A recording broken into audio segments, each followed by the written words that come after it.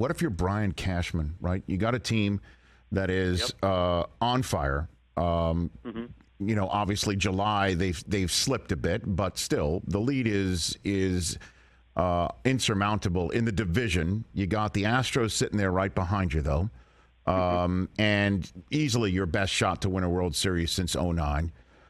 Do you?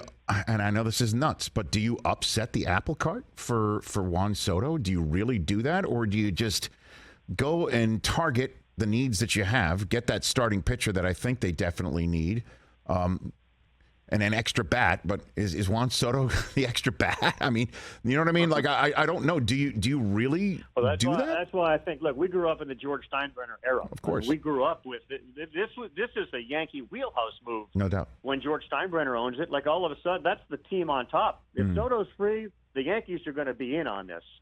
I personally don't think they do that. Like, they got their own $500 million guy that they're trying to nail down. And but he's 30, Carl. He's 30. You know what I mean? Like, there's no doubt about it. There's no doubt about it. And look, we all know Yankee Stadium and a left-handed hitter. I mean, there's a lot of things. There's a lot of things to like about that. But I would fall back on one guy doesn't do it for me. What the Yankees do have, Rich, is they have a whole bunch of prospects. I mean, one thing Cashman's done in the last few years is load up on prospects, including a shortstop there, Volpe, who's terrific, and they got a lot of good players. When it comes to baseball, having watched this stuff, there's two things that kind of upset my apple cart. Every time we get around the draft and trade deadline, you hear organizations saying we're not trading our prospects, which I never understood, because you were the ones that mined the prospects. You found them. We just finished a draft. There's a lot of prospects. You can find more. I never quite got the team saying, well, we can't give up. Like, he's untouchable. Like, are you kidding me? It's baseball. There's 7 more of those guys. We didn't know Juan Soto 10 years ago. We had barely known Julio Rodriguez 2 years ago.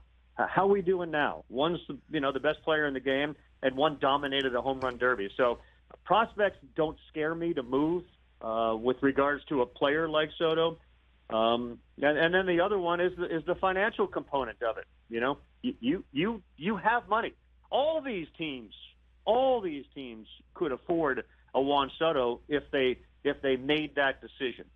That the idea that we can't spend or we don't have the money to do that, you do. And there are different market sizes, but that's a choice you can make. The Colorado Rockies just signed Chris Bryant to a massive deal after not giving Nolan Arenado money. Where did that money come from? Right. These teams have it.